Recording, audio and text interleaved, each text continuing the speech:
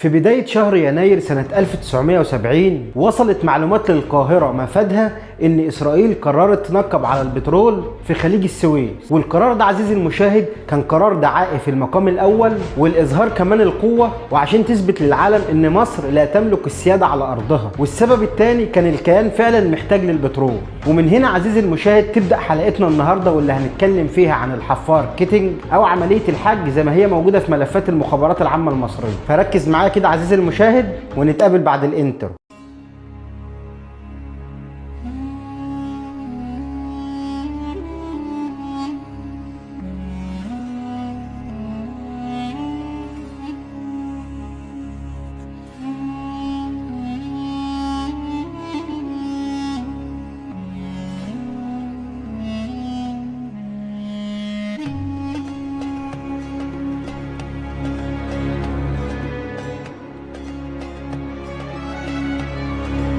السلام عليكم ورحمة الله وبركاته. نبتدي الحكاية في يناير سنة 1970 لما وصلت معلومات للمخابرات العامة المصرية إن إسرائيل قررت استئجار حفار عشان تنقب عن البترول في خليج السويس، ولأنها كانت محتاجة للبترول، زائد كمان إن هي عايزة توصل للعالم رسالة مفادها إن المية ميتنا وإن الأرض أرضنا، لأن طبيعتهم أصلا طبيعة دعائية، الجيش الذي لا يقهر، خط برديف الذي لا يقهر، وهكذا من الأكاذيب. وقبل ما نبدأ القصة لازم الأول نتعرف على هوية الحفار، واللي اختارته إسرائيل بطريقة أقل ما يقال عنها إن هي طريقة عبقرية، لأن كان الحفار ده إنجليزي الصنع، اشترته شركة أمريكية كندية وبيجر جرار هولندي واللي استأجرته إسرائيل. يعني كان بيحمل صفة الدولية، لأن زي ما قلت لك كان فيه اشتراك 5 دول: بريطانيا وأمريكا وكندا وإسرائيل وهولندا. انا كنت قلت لك ان استئجار الحفار استئجار عبقري. واحد يقول لي طب ليه؟ هقول لك ان طالما الحفار بيحمل صفة الدولية فمصر صعب عليها ان هي تدمره، لان هتعادي دول كتير، فبالتالي لو دمرته هيتم التوقيع عليها عقوبات اقتصادية، وهي اصلا كانت في وضع لا تحسد عليه. وكانت علاقة مصر بالغرب والولايات المتحدة الامريكية علاقة شبه مقطوعة، فما هيصدقوا عزيزي المشاهد. فعشان كده اسرائيل اختارت الحفار ده بالذات عشان تلوي دراع مصر. فمصر اول ما وصلها المعلومات دي بدأت تخاطب الرأي العام العالمي وتقول لهم ما ينفعش يا جماعة، الارض ارضنا يا جماعة، ما ينفعش، ولا حياة لمن تنادي. وكل المفاوضات والمنادات اللي مصر نادتها بقت بالفشل كلها، لان اسرائيل ابنة امريكا المدللة. واسرائيل بدأت تعمل دعاية كتير للحفار ده، واشترك معاها في الدعاية دي دول اوروبية كتير. وكان خط سير الحفار هيتحرك ازاي؟ هيتحرك من كندا لافريقيا عن طريق المحيط الاطلنطي، وهيلف حوالين افريقيا في طريق رأس الرجاء الصالح، وبعد كده هيخش من البحر الأحمر ويتحرك ناحية خليج السويس. وبعد فشل المفاوضات وبما ان المجتمع الدولي طنشنا، فأمر الرئيس جمال عبد الناصر بمنع وصول الحفار بأي ثمن، فاستقر الرأي على ضرب الحفار بطيارتين. لكن الخطة اتغيرت وبدأ يتحط خطة تانية، وكان مفاد الخطة دي ان هيتم ضرب الحفار عن طريق الضفادع البشرية، وشرط تنفيذ العملية وهي ان العملية لازم تتم بره حدود مياهنا الإقليمية أو بره حدودنا الإقليمية عموما، عشان نبعد الشكوك عننا وعشان ما نتعرضش لاي عقوبات اقتصاديه، واحنا اصلا في غنى عن الكلام ده كله. ومن هنا بدات الدراسات في المخابرات عشان تشوف ايه الطريقه المناسبه والبلد المناسبه والمينا المناسب اللي ضفادعنا البشريه هتنزل فيه وتنفذ العمليه. وبدا يتحط احتمالات للبلاد الافريقيه اللي هيرسى فيها الحفار عشان يتعملوا صيانات. فرست الدراسة على الموانئ التالية: دكار في السنغال، وتيما في غانا، وأبيجيان في ساحل العاج، ولاجوس في نيجيريا، أو بونات في الكونغو كينشاسا. وبناء على الدراسات دي اتقسم الساحل الافريقي ل4 قطاعات، والقطاع الاول كان من دكار لبونات، والقطاع ده نقدر نستعلم فيه وننفذ العمليه بسهوله بسبب العلاقات ما بيننا وما بينهم. والقطاع الثاني من بين بونات لحد جنوب دار السلام، والمنطقه دي ملناش نفوذ فيها، فبالتالي هنقدر بس نستطلع من خلالها لكن مش هنقدر ننفذ العمليه. اما القطاع الثالث بقى هيكون من دار السلام لجيبوتي، وده برضو قطاع معلومات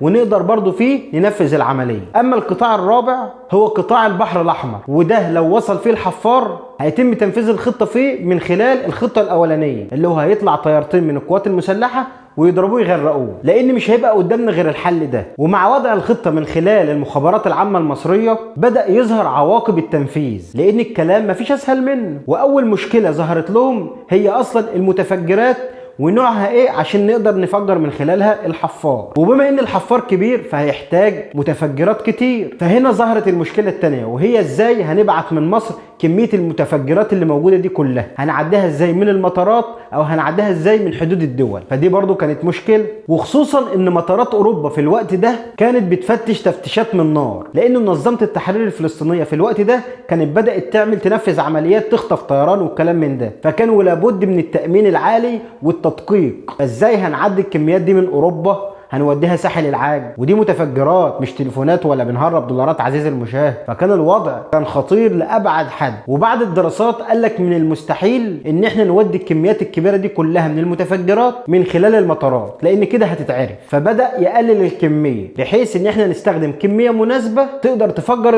الحفار، او حتى لو ما فجرتوش تخرجه من الخدمه خالص. وبناء على تعديل الخطه دي بدات الدنيا توضح شويه، وبدات الخطه تتحرك. واخدت العمليه دي اسم كودي في المخابرات العامه المصريه، وهي عمليه الحج، لان في الوقت ده كان موسم الحج شغال. فتباركا بالحج قال لك نسمي العمليه كده عشان تنجح ان شاء الله. وفرضت السريه التامه على العمليه دي، ومنع تبادل المذكرات والخطابات، وحصر التخطيط للعمليه في اقل عدد ممكن. وكان المسؤول عن العمليه دي في المخابرات العامه المصريه هو الضابط محمد نسيم، الملقب بقلب الاسد، واللي كان ظهر في مسلسل رأفت الهجان لو انتوا فاكرين. وبدا يتحرك لمينا اسكندريه عشان يختار الضفادع البشريه المناسبه لتنفيذ العمليه. وبالفعل اختار المجموعه، ومن كتر سريه العمليه المجموعه نفسها ما كانتش عارفه هتنفذ عمليه نوعها ايه، ولا في اي بلد، ولا هتستخدم متفجرات ايه اصلا. واستخدمت مصر برضو خطه خداع استراتيجي عن طريق ان هي عرضت على الشركه بتاعه الحفار مبلغ اكبر من اللي عرضته اسرائيل، في مقابل ان الشركه تدي اوامر للحفار ان هو يغير اتجاهه لمصر. وبدات الاستعدادات الفعليه وتجهيز المتفجرات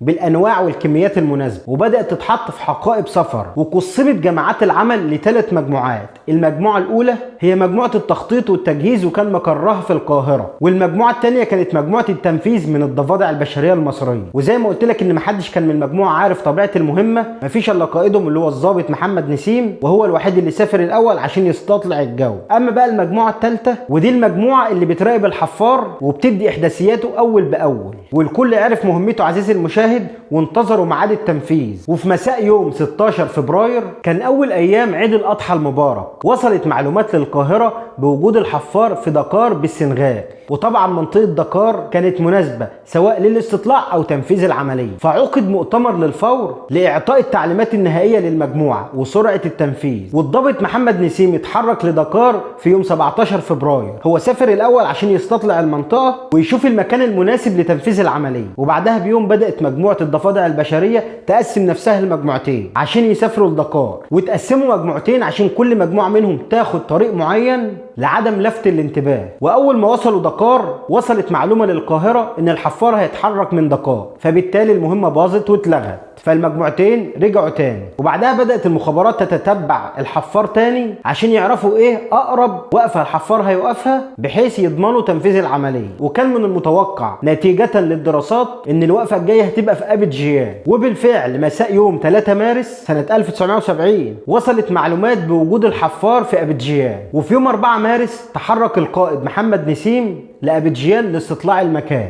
وفي يوم 5 وصلت معلومات للمخابرات العامة المصرية ان الحفار مش هيقعد كتير في ميناء أبيجيان، فبالتالي اي مجموعه هتوصل هيتم التنفيذ من خلالها العمليه. لان زي ما قلت لك العمليه متقسمه لمجموعتين، مجموعه هتيجي طيران من خلال اوروبا ومجموعه ثانيه هتيجي من خلال دول افريقيا. فقال لك المجموعه اللي هتوصل الاول هيتم التنفيذ من خلالها. وفي يوم 6 اتحركت مجموعه عن طريق مطار باريس وبعدها المطار جنيف، ومن جنيف لأبيجيان. وفي ملحوظة عزيزي المشاهد، المجموعة اللي اتحركت من المطارين دول أو 3 مطارات معاهم شنط تحمل متفجرات. تقول لي ازاي عدوا من المطارات دي من غير ما يتقبض عليهم أو يتمسكوا؟ ما تعرفش عزيزي المشاهد، انت لو جاي من المطار ومعاك بوم بعيد أو صواريخ ممكن يتقبض عليك في المطار، تتكشف في ثواني.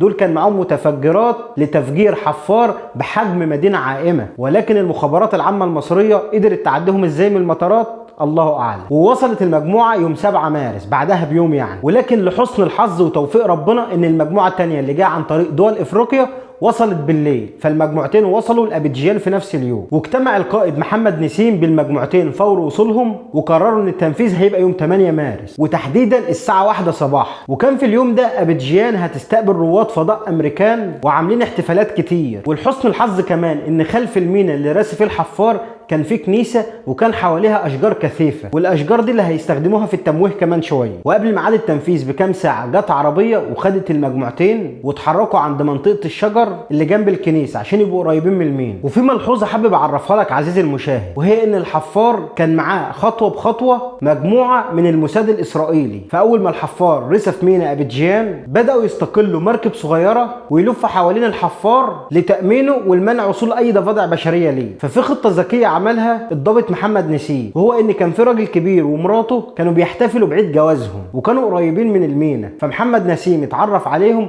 وادالهم العاب ناريه عشان يحتفلوا بعيد جوازهم بيه. وهم قريبين من المينا بداوا يحتفلوا ويولعوا الالعاب الناريه دي. فطبعا اللي سمع مين؟ ضباط الموساد، فبداوا يتحركوا ناحيه الالعاب الناريه. تزامنا مع تحرك الضباط الصهاينه دول كانت المجموعتين خلف الاشجار بدأوا يجهزوا حاجاتهم والمتفجرات ويلبسوا لبس الضفادع البشرية. وبالفعل بسرعة اتحركوا ناحية المية وبدأوا يغوصوا ومعاهم المتفجرات. وكان عدد منفذين العملية 4، وكل ضفدع بشري فيهم معاه متفجر معين. وبسرعة جريوا ناحية الميناء وبدأوا يغوصوا وألصقوا ال4 متفجرات في جسم الحفار وضبطوا التايمر على 4 ساعات.